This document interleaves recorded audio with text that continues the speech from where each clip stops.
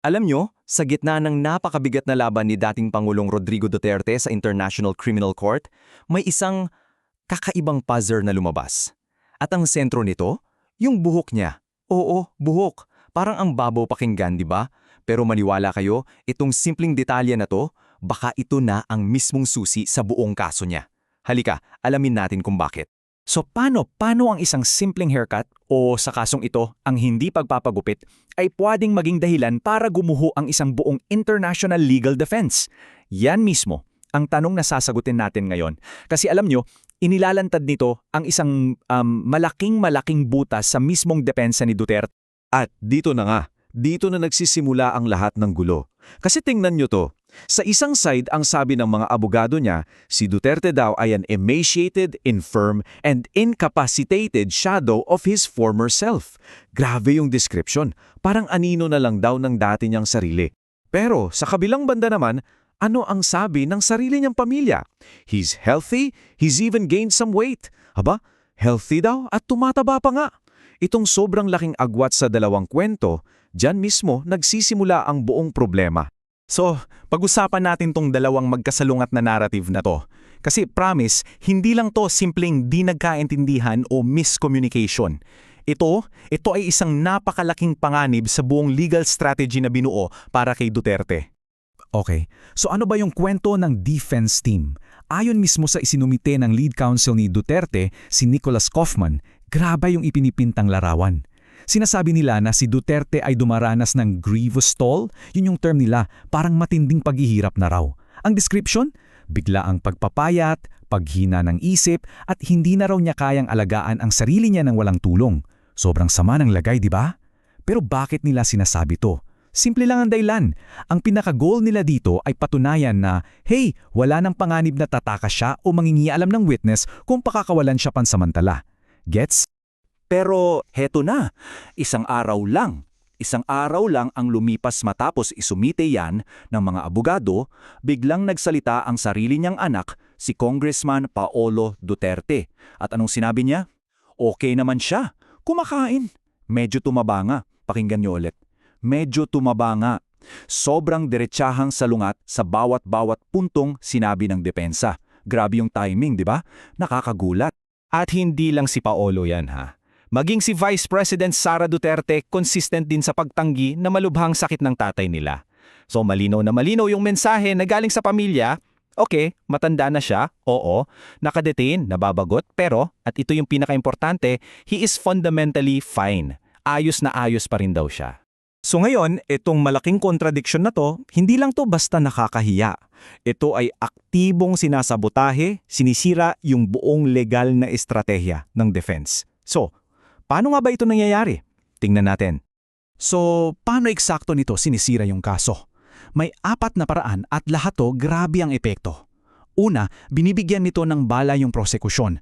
Madali na lang para sa kanila na sabihin, kita nyo, hindi ka paniniwala ang depensa. Pangalawa, pinapalakas pa nito yung naunang resulta ng medical panel ng ICC na nagsabing fit for trial si Duterte. Pangatlo, nagmumukha tuloy na isa lang tong tactic para lang ma-delay ang kaso. Alam mo yon, bad faith. At pangapat, at ito siguro ang pinakadelikado sa lahat, sinisira nito yung kredibilidad ng depensa. Paano pa sila paniniwalaan ng korte sa mga susunod nilang sasabihin, di ba? At kung titingnan na ay yung timeline, makikita nyo may pattern talaga ng pagkabigo para sa estratehiyang ito. Mula pa noong September 2025, yung unang request para sa interim release, denied. Inapela na deny ulit noong November. Pagsapit ng December, sinabi ng medical panel fit for proceeding siya. Tapos noong January 2026, yung request for another health report, rejected na naman. Sunod-sunod! Malinaw na hindi kinakagat ng korte yung strategy na to, lalo pat yung mismong pamilya niya ang sumisira nito. So syempre, ang tanong sa isip nating lahat, bakit? Bakit naman to ginagawa ng mga anak ni Duterte? Bakit nila, kumbaga sinasabotahe yung pinakamagandang tsansa ng tatay nila na makalaya kahit pansamantala lang? Well, may ilang posibleng dahilan dito. At syempre, lahat to ay mga teorya pa lang. Una, baka dahil sa political image. Mas mahalaga para sa kanila na mapanatili yung imahe ng lakas ng pamilya nila na hindi pwedeng magmukhang mahina ang kanilang ama. Pwede rin namang simpleng disconnect lang. Hindi nag-uusap ang mga abogado at ang pamilya, walang coordination. Oh, eto ang pinakakomplikado. Baka magkaiba talaga sila ng agenda. Yung mga abogado, ang goal nila ay palayain si Duterte. Yung pamilya, baka ang goal nila ay panatilihin ang kanilang political power. Magkaibang laro yun, di ba? Okay, so habang nagkakagulo ang depensa dahil sa mga comments na to, sandali nating i-pause yan. Malaga kasing balikan natin kung bakit nga ba nasa The Hague si Duterte in the first place. Kasi itong legal maneuvering, may dahilan yan. At yung mga akusasyon laban sa kanya ay hindi biro, sobrang seryoso nito. Sa pinakasentro ng kaso, may 3 mabibigat na bilang ng murder. Pero hindi lang basta murder ha. Ikinategorize to bilang crimes against humanity.